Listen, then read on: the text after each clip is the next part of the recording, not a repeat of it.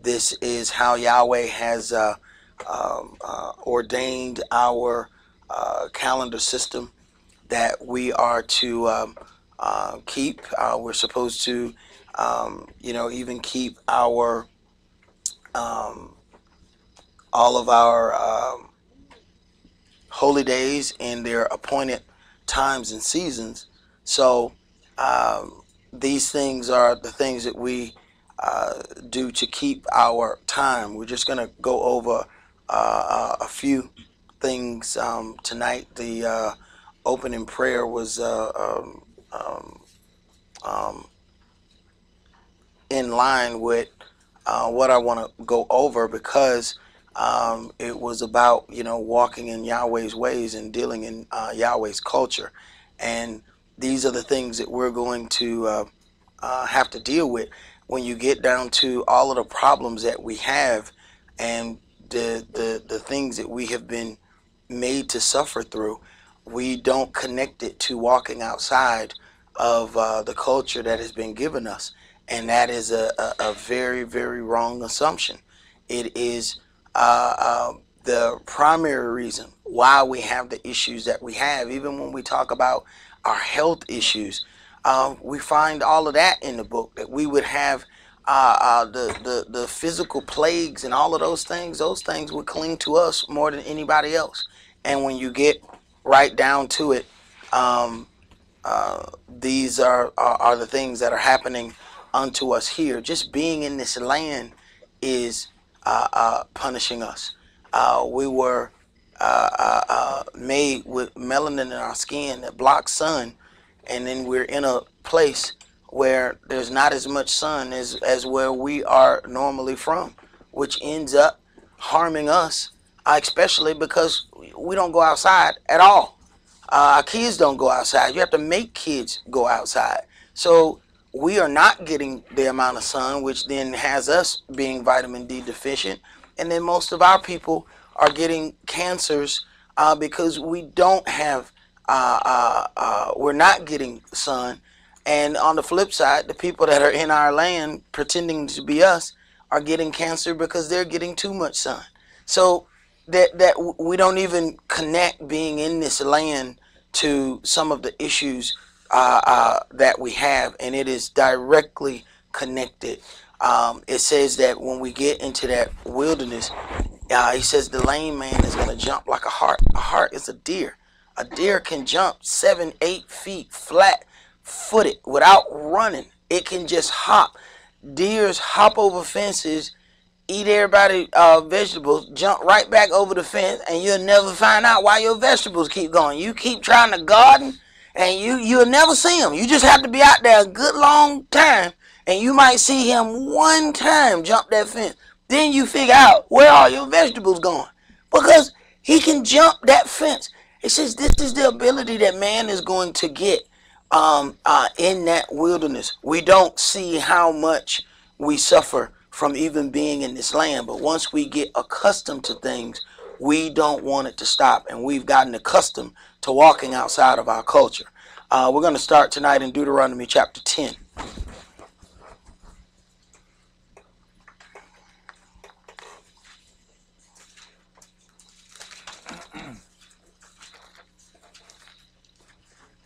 And we won't keep you guys really long. Yeah, we're going to start at verse 1. It's been a long day, but praise Yahweh, we did have a new birth today, baptism. So that is always a wonderful occurrence whenever we can take part in somebody being born again. Deuteronomy chapter 10, and let's start that at verse 1. At that time Yahweh said unto me, Hew you 2 tables out of stone like unto the first, and come up unto me into the mount, and make you an ark out of wood. And I will write on the tables the words that were in the first tables, which you breaketh, and you shall put them in the ark. This already signified that it was going to be a thing where the children of Israel were going to, even in the future, have to have a whole nother covenant given unto them, because we wouldn't be able to abide by the first. Go ahead. And I made an ark of shittim wood, and hewed 2 tables of stone like unto the first, and went up into the mount, having the 2 tables in mine hand. And he wrote on the tables, according to the first writing, the 10 commandments, which Yahweh spake unto you in the mount out of the midst of the fire in the day of the assembly. And Yahweh gave them unto me. Now, here it is. It says, hew you 2 tables of stone like unto the first. So now we're dealing with the second one, and we still have commandments. It is ironic when you consider that the televangelists are teaching we're under the new covenant. They're dealing with the second covenant, but yet tell you that you don't have to keep the commandments. The commandments are here in the second covenant. Go ahead. And I turned myself and came down from the mount, and put the tables in the ark which I had made. And there they be, as Yahweh commanded me. And the children of Israel took their journey from Beeroth of the children of Achan to Moserah. There Aaron died, and there he was buried. And Eleazar his son ministered in the priest's office in his stead. From thence they journeyed on to Gudgoda, and from Gudgoda to Yotbath, a land of rivers of waters. At that time Yahweh separated the tribe of Levi to bear the ark of the covenant of Yahweh, to stand before Yahweh to minister unto him, and to bless in his name unto this day. When Dawid tried to move the ark the first time, and then Uzzah died, he realized the error of his ways and said, I should have had the Levites to transport the ark, because it was them whose job it was. So he had a good idea, but that good idea was not connected to the instructions that were given. So he had to back up and alter the way that he did it. And this is what you do. You don't just keep going. You see something is wrong, you back up, fix it, and then go forward. He realized, I didn't appoint the right people to escort this thing. So let me back up, redo that. And he didn't do it right away. He was afraid. So he stopped. Then as he figured out what he did wrong, he did it again. Go ahead.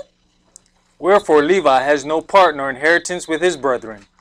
Yahweh is his inheritance, according as Yahweh your Elohim promised him. Right. This is why the priests are supposed to be taken care of. They don't receive an inheritance of land like all the rest of the tribes.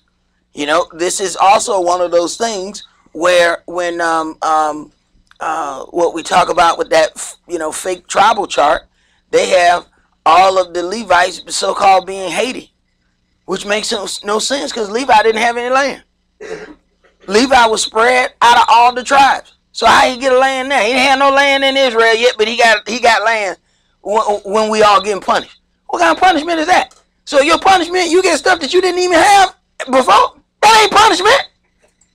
I wish somebody would punish me. So you have done wrong. Here go this Mercedes. What? I didn't have one of those when I did right. You mean I do wrong and I get one of those? Well, I'm going to do wrong again. Go ahead. And I stayed in the mount, according to the first time, 40 days and 40 nights. And Yahweh hearkened unto me at that time also, and Yahweh would not destroy you. And Yahweh said unto me, Arise, take your journey before the people, that they may go in and possess the land, which I swear unto their fathers to give unto them. And now, Israel, what does Yahweh your Elohim require of you? But to fear Yahweh your Elohim, to walk in all his ways, and to love him, and to serve Yahweh your Elohim with all your heart and with all your soul. What does Yahweh require of you? But to fear Yahweh your Elohim and walk in all his ways. If you walk in his ways, this is the culture that he has given us. Go ahead. To keep the commandments of Yahweh and his statutes, which I command you this day for your good. Behold, the heaven and the heaven of heavens is Yahweh's your Elohim. The earth also with all that therein is. Only Yahweh had a delight in your fathers to love them, and he chose their seed after them, even you above all people, as it is this day. Circumcise therefore the foreskin of your heart, and be no more stiff-necked. Even in Deuteronomy, we're talking about a spiritual circumcision that is above the physical circumcision that was given unto us. He's already talking about circumcise your heart. So when people start talking about, oh, well, you know, this is a new thing in the new covenant. No, it was already there. We just couldn't receive it because we were too carnal. And there's a whole lot of things now we can't receive because we're too carnal. Go ahead. For Yahweh your Elohim is Elohim of gods, and Adonai of Adonais, a great Elohim, a mighty and a terrible, which regardeth not persons, nor taketh reward. He does execute the judgment of the fatherless and widow, and loves the stranger, in giving him food and raiment.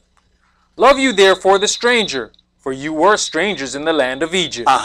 You shall fear Yahweh your Elohim, him shall you serve, and to him shall you cleave, and swear by his name. Love you therefore the stranger. See, we don't get to, this is why the imposters have to have another book, and they have to deal with the Talmud that allows them to mistreat other nations. We're not allowed to mistreat other nations. So when you see these people out on the corner talking about they are Hebrew Israelites, they are not Hebrew Israelites. But they have been used to poison this term of Hebrew Israelites, which is why I often say I practice Messianic Judaism, which means that we believe in the Messiah and we follow the Torah. So the Messiah encompasses the latter end of the book, the Torah, the first part of the book. We believe in the whole book.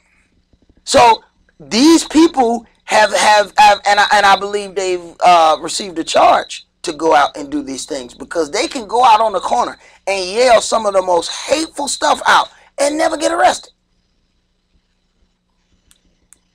And they can go from town to town spreading like venereal diseases. They just pop up in places and end up on TV. Wait a minute, man.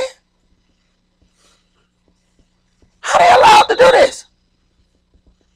They're doing the job, and that job is to poison the true heritage of our people. And some of the biggest ones, a whole lot of people are saying some of the same things, that these people are agents.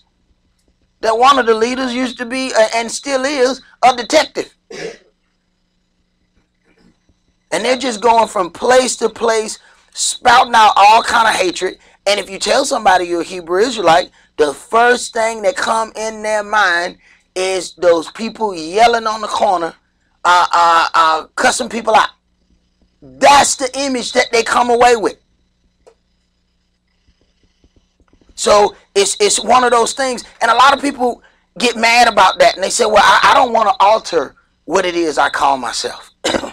You know, I don't want to say that I practice Messianic Judaism, but you have to consider, Yahweh has given us a symbol of a covenant.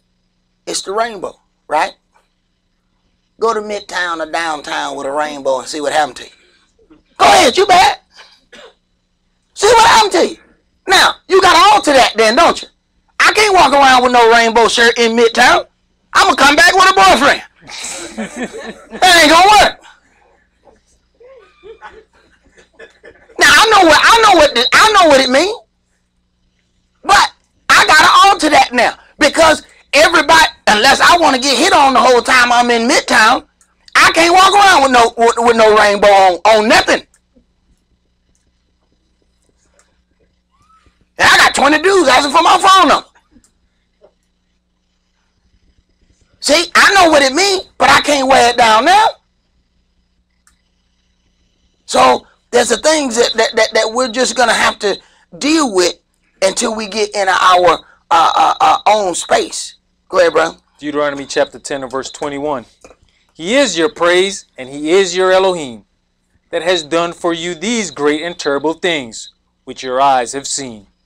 Your fathers went down into Egypt with 70 persons, and now Yahweh your Elohim has made you as the stars of heaven for multitude. So consider that.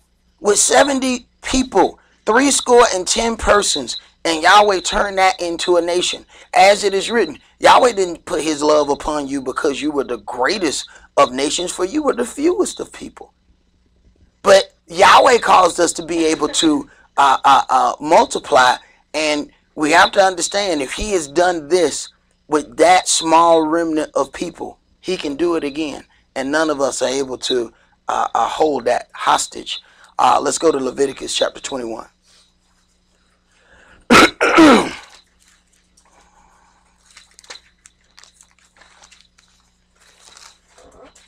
Leviticus chapter 21, and we're going to read verses 1 through 15.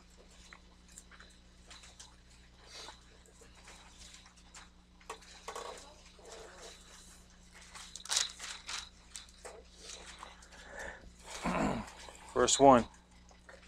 And Yahweh said unto Moshe, Speak unto the priests, the sons of Aaron, and say unto them, There shall none be defiled for the dead among his people. But for his kin that is near unto him, that is, for his mother, and for his father, and for his son, and for his daughter, and for his brother. The priests have a different charge among them, and they have to be careful what things they end up dealing with. We've gotten so accustomed that they have the funerals in the church. Bring the dead body in the church. Sit the dead body right by their altar. And then they do all that on the Sabbath day because they have to worship on the Son's day. So there's so many foul things that are being done, and then the casket is open.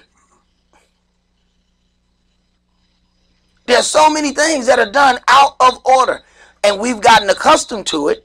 And when you're not dealing with Yahweh's culture, this stuff will just go right by you, that you'll think that there's nothing wrong with that. But there's something seriously wrong with bringing the dead body inside the church, having the casket open, and then they just proceed with everything. Then everybody go by and touch the body.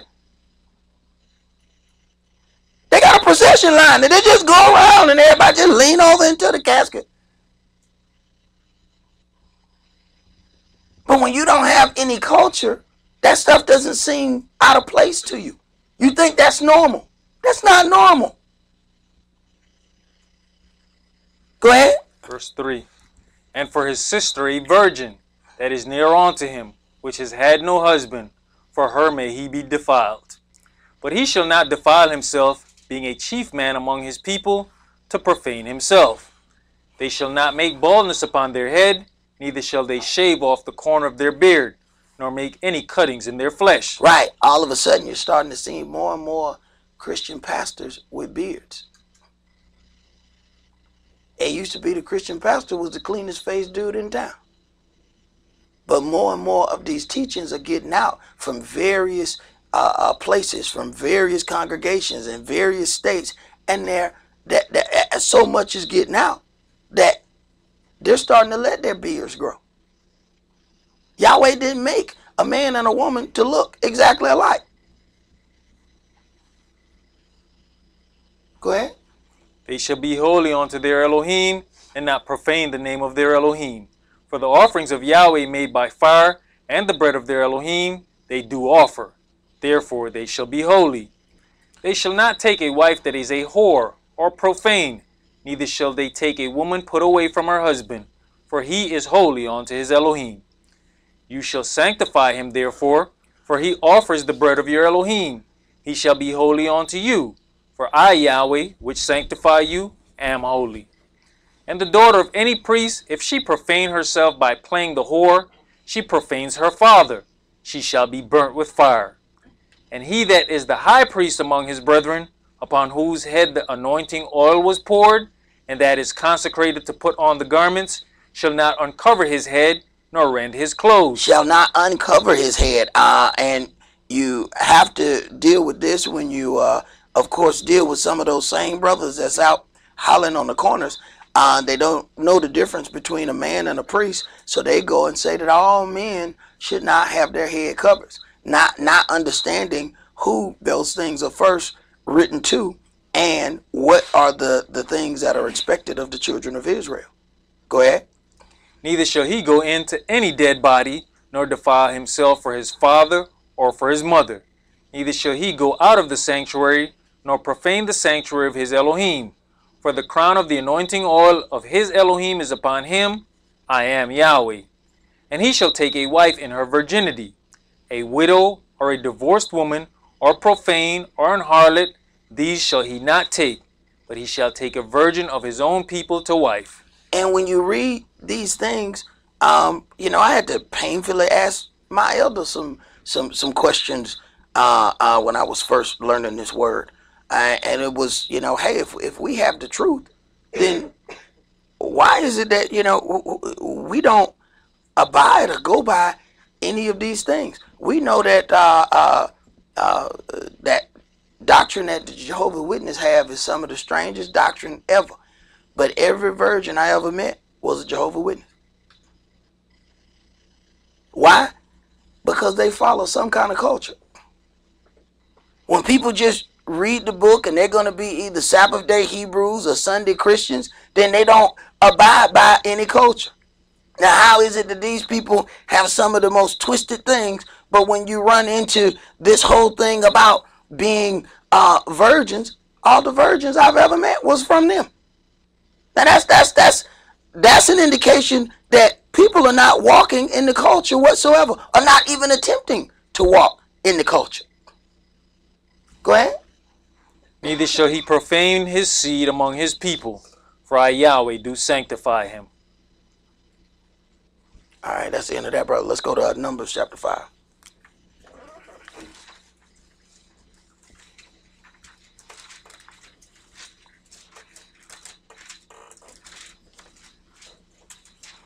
See, there's some things that we're going to have to deal with, because as we get ejected out of this land, it's not like we're just going to zip-tang appear in Israel. That's not how that's going to happen. As it is written, it says, Moab and Ammon, let my outcasts dwell with you. We're going to have to go through the Muslims' land to get 2 hours. And let me tell you something, their culture is similar to ours. So, there's certain things, folks think that they can dress any old kind of way. You can walk around there in pants and walk around with your hair uncovered. The Muslim gonna kill you. You can try it if you want to. You're gonna die there. They don't play them kind of games. I done seen them pull over cars with an AK-47 because the woman wasn't dressed right. Understand, these are the people land we got to go through. Don't think you just gonna appear somewhere. I don't know what kind of fairy tale we think. We'll click our heels 3 times. There's no place like Israel. There's no place like Israel. No, no, no, no, no. That's not how you gonna get there. And these people not just letting you come through there any old kind of way. Ain't no brothers gonna be walking through there with their pants hanging down. You're gonna die there. Go ahead, brother. Are we starting verse 1? Numbers 5, start at 11. And Yahweh spake unto Moshe, saying, Speak unto the children of Israel, and say unto them, If any man wife goes aside, and commits a trespass against him, and a man lie with her carnally, and he be hid from the eyes of her husband, and be kept close, and she be defiled, and there be no witness against her, neither she be taken with the manner, and the spirit of jealousy come upon him, and he be jealous of his wife, and she be defiled, or if the spirit of jealousy come upon him, and he be jealous of his wife, and she be not defiled, then shall the man bring his wife unto the priest, and he shall bring her offering for her, the 10th part of an ephah of barley meal. He shall pour no oil upon it, nor put frankincense thereon, for it is an offering of jealousy, an offering of memorial, bringing lawlessness to remembrance. And the priest shall bring her near, and set her before Yahweh. And the priest shall take holy water in an earthen vessel, and of the dust that is in the floor of the tabernacle the priest shall take, and put it into the water. And the priest shall set the woman before Yahweh, and uncover the woman's head. Now that's the first thing, and uncover the woman's head, because you have a whole lot of people that have a real problem with being covered. When we got to go through these people's land, and they pull out one of them AK-47, their head wrap gonna get tight. It's gonna get tight. See, some of y'all ain't never seen an AK-47. See, you seen one on TV. When you see one of them things pointed at your head, the head wrap gonna get so tight your head gonna hurt. They're going to take care of the business right there. When you realize that them folk will kill you for coming through their land wrong. Go ahead. I mean, even with that, a lot of times you thinking about in their land, because what was it, the previous Olympics, one of the Muslim women decided she was running in the Olympics without her head covering. When she went back home, she had to run in hot. Them folks said, no, even though you went abroad, you disrespected the culture. Mm-hmm. And you have when some of the, one of the ones that they respect the most, when they go over there, is like, that Amanpour lady, when she does go over to the Middle East, she'll cover her head. And they like, all right, we respect that you do. Some of them other folks that go over there and they don't respect their culture, them folks have a problem with you. See, you be on your way out of there and then riding over a car bomb or some kind of something. And they don't play like that. And we have to understand these are things that we have to go through. We not just gonna magically appear somewhere. So this is a grace period that we're in about learning our culture. That grace period gonna be over when it's out of here. Even the people walk around calling themselves African Americans, they don't understand African culture. You just ain't finna go over there in no kind of way.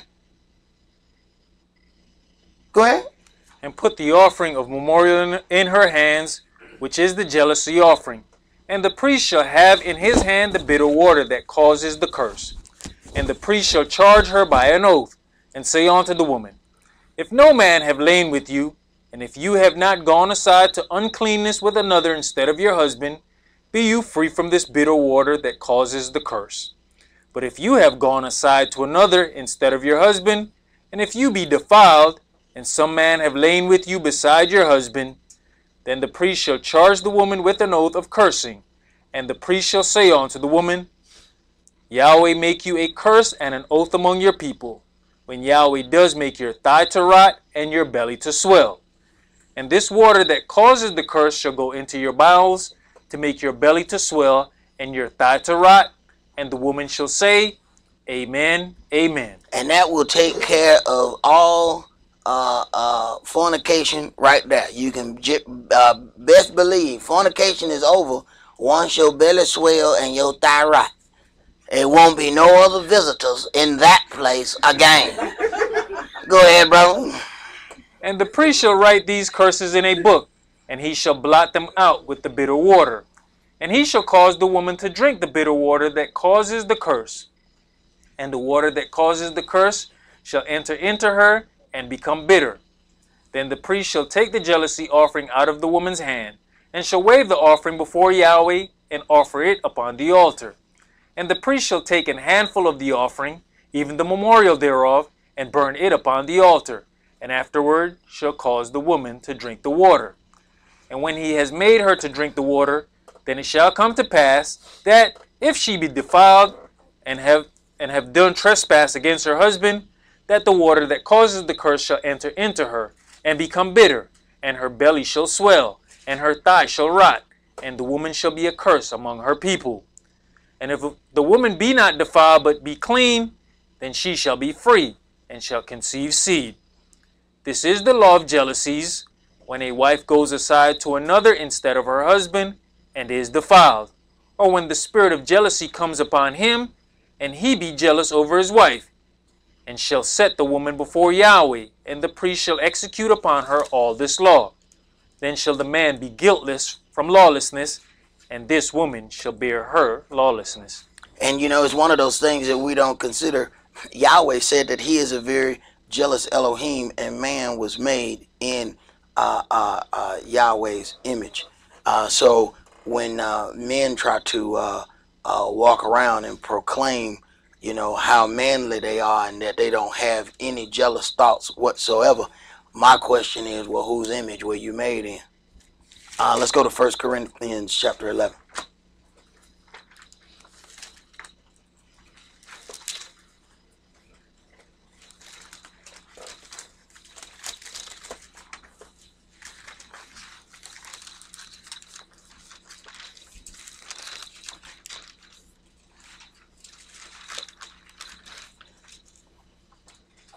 1 Corinthians chapter 11, and we're going to start there at verse 1. Be you followers of me, even as I also am of the Mashiach. Now I praise you, brethren, that you remember me in all things, and keep the ordinances as I delivered them to you. Right, but what people are being told is that this new Christian way does not involve any rules, any regulations. That's not what we find here. He is giving them instructions on how to deal with things. When we read in Acts chapter 13, it said the Gentiles first heard the word on the Sabbath, and they besought that these words might be taught to them the next Sabbath. But then 300 years later, they passed their little edict, changing the Sabbath from Saturday to Sunday. But when they first heard this word, it was on the Sabbath. We can go in the encyclopedias and find exactly when Constantine changed the Sabbath. And people keep trying to tell you, well, they don't know exactly when the Sabbath is. That's a lie. They know exactly when it is. They know exactly when it was changed. Go ahead. But I would have you know that the head of every man is the Mashiach, and the head of the woman is the man, and the head of the Mashiach is Elohim. What Big Benad? He left? Yep. Big Benad was telling me about Creflo saying, you see, that's the old way, that the woman is, under the man. See, me and my wife, we equal. See, there's no more me being in charge. You must just took a whole book and just threw it out. He must just took this and just do it right out.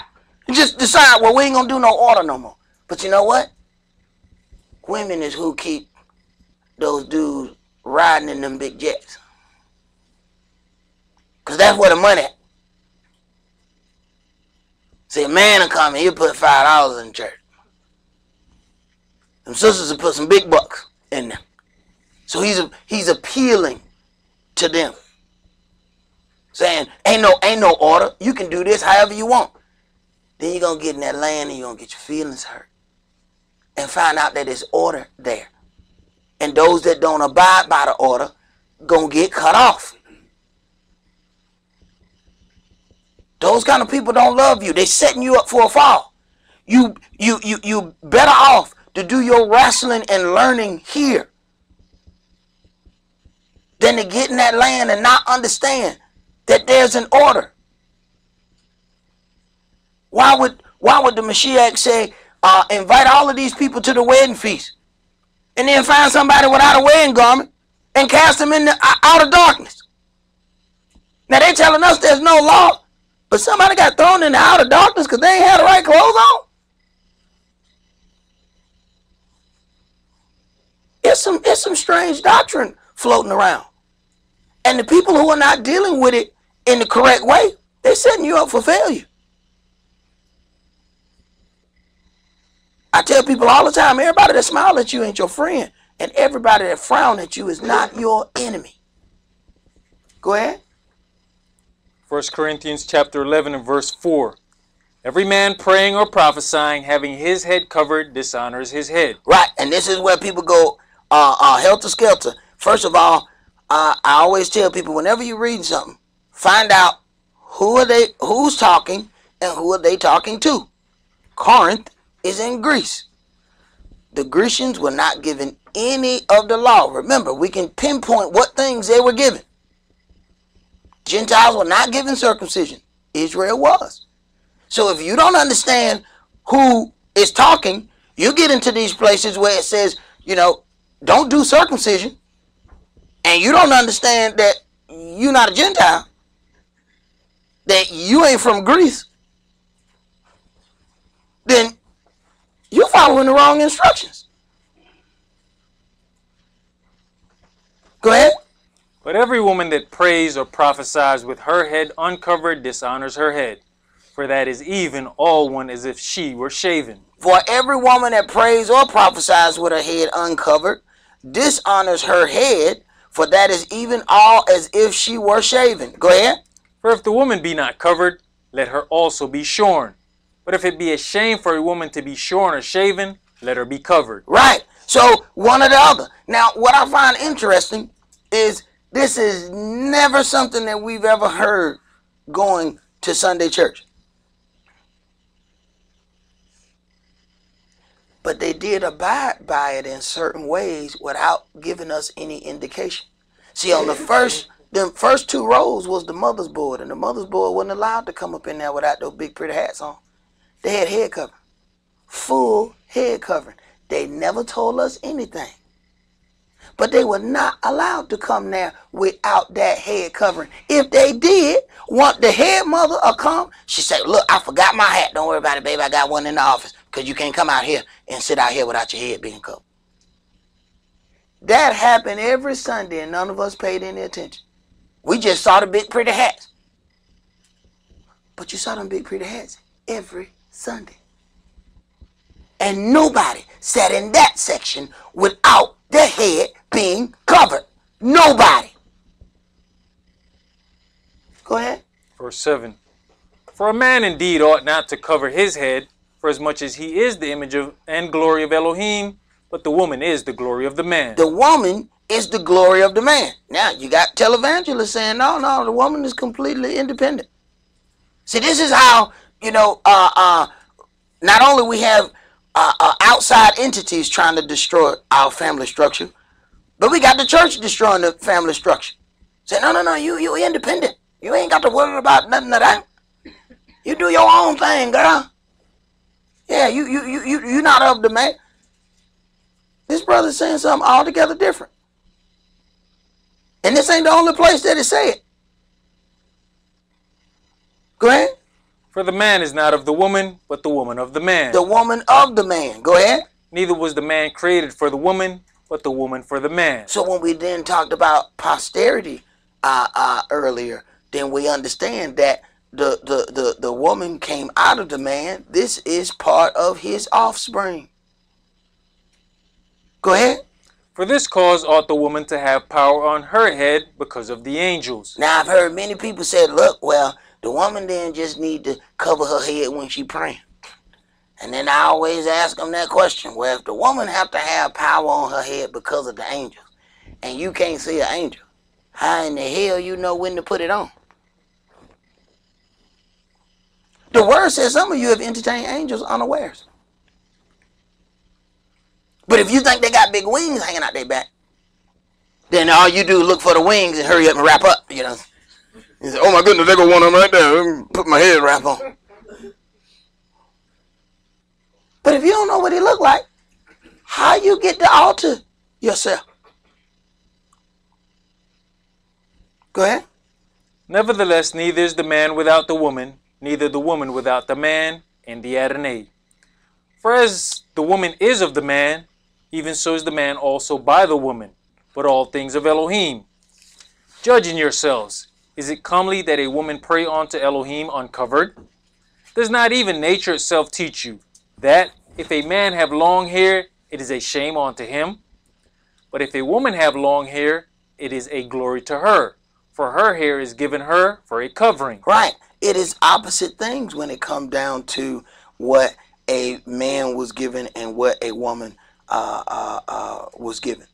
And part of the issue that we have is everybody want to do what somebody else is able to do. And we have different things that is allowable. That it is natural for a woman to have long hair. That's not natural for a man to automatically have long hair. It is natural for a man to have facial hair. It is not natural for a woman to have facial hair. There's something wrong if you walk up and a woman got a beard just as big as yours. What the hell going on in here? We're going to have some issues. I can't get too close to that. But see, likewise, a woman should be saying the same thing. When some smooth-faced dude try to get up close to you, you be like, wait a minute, your face look like mine. Something ain't right with this. Who the woman here? Should be the same thing. Same problem I'm going to have if a woman got a goatee. We're going to have some issues. See? We can't figure out who following culture, who on the left side, who on the right. It used to be a saying, I wear the pants in my house. Now everybody wearing pants.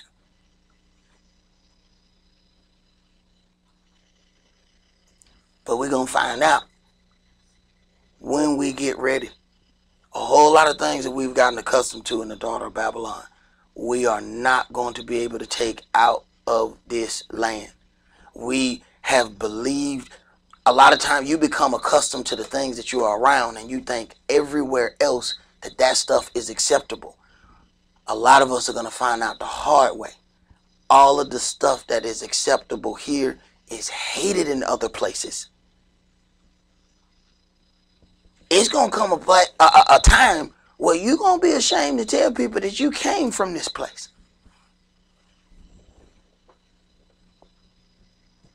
That's all that we're going to do for tonight. Enjoy your new moon. Shalom.